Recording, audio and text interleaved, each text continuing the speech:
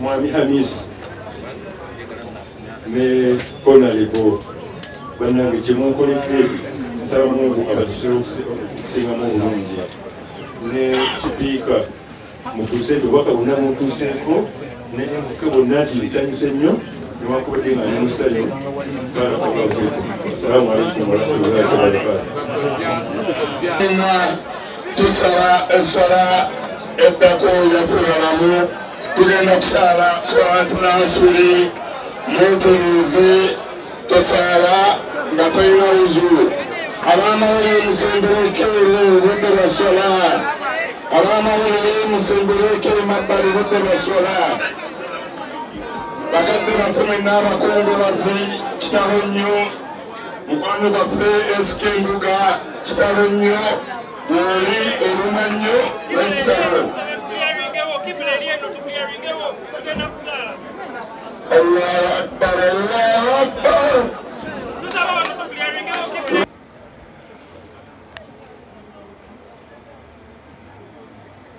Allahu Akbar. Allahu Akbar.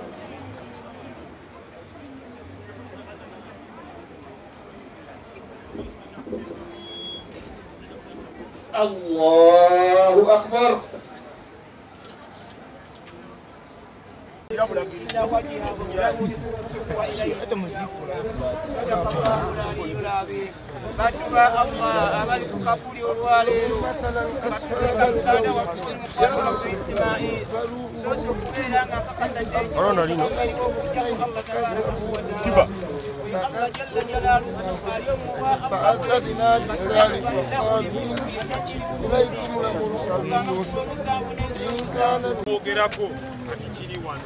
Sewo imamu sakugo kwali munyinge neddako nsonga ya isima otusomese ekiri wano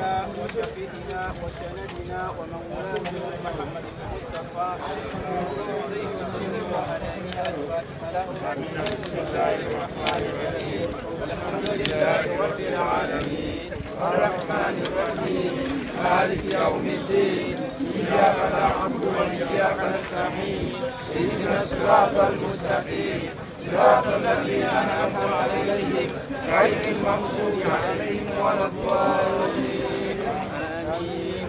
بسم الله الرحمن الرحيم قل هو الله أحد الله الصمد لم يلد ولم يولد ولم يكن له كفوا أحد. بسم الله الرحمن الرحيم الله أحد الله الصمد لم يلد ولم يولد ولم يكن له كفوا أحد.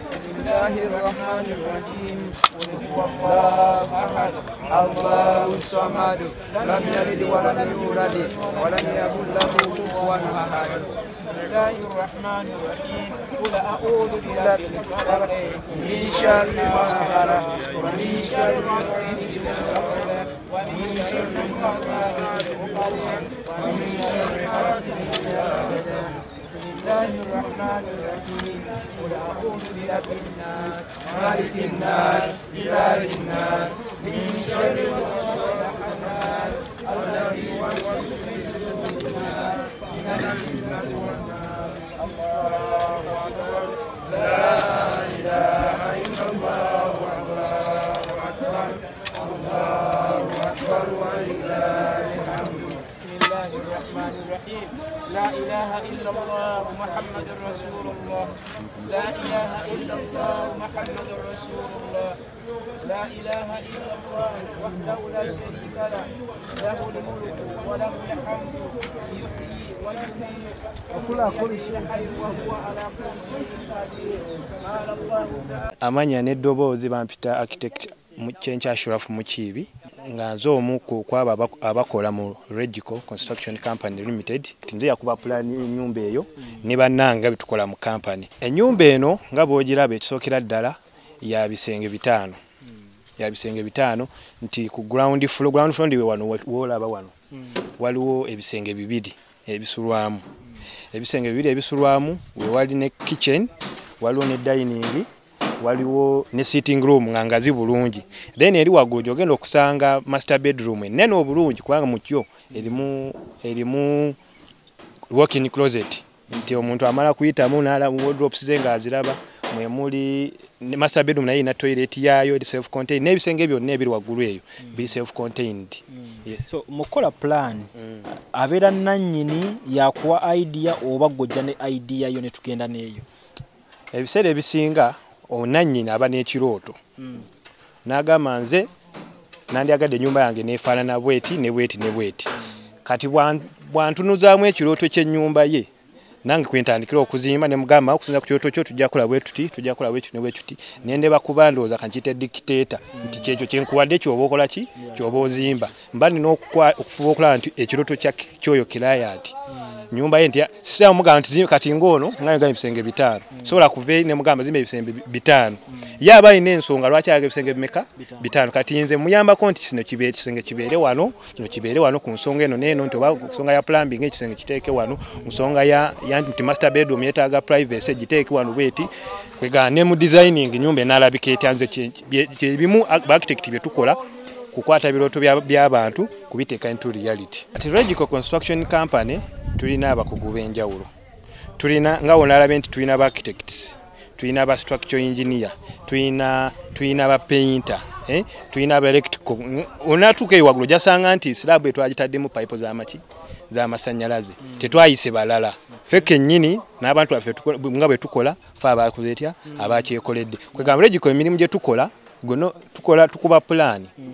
Mwekyo tukola electrical ebyamasannyalaze, ne tukola plumbing eby'amazzi, ne tupaintinga, ne tukola interior designing, landscaping ebya compound ebyo byonna Regico Construction Company tubikola sebo. Era Katonda wanabakkiriza ojja genda okudda kwene ennyumba nga fe abali kati nga tuli mu kukola teyiro. Nazo tuzisiba. Ojja genda okudda kw'ennyumba ate nga ffe tuli mu kugisiiga langi. So kwegamba omuntu wakolagana nammwe teri kukyusa bakozi. Teri kukyusa bakozi. Tusobola asono we tuba tukanyiza bulungi. Omanye ebintu eby'emirimu gyaffe bya kukanya na kwesigaŋŋana. Client waba atwesize naga kati Regico gye nkutte. Era naffe obwesigwa bwe tetubusuula.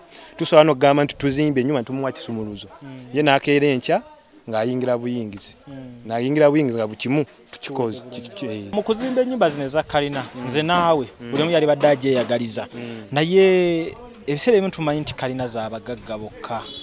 Kituufu ekyo oba buli muntu asobola ozimba kalina ye wamba nga ngisobola nnyinza kukola ntya nange okuteekawo kalina. Biki bye nnina okutunulira?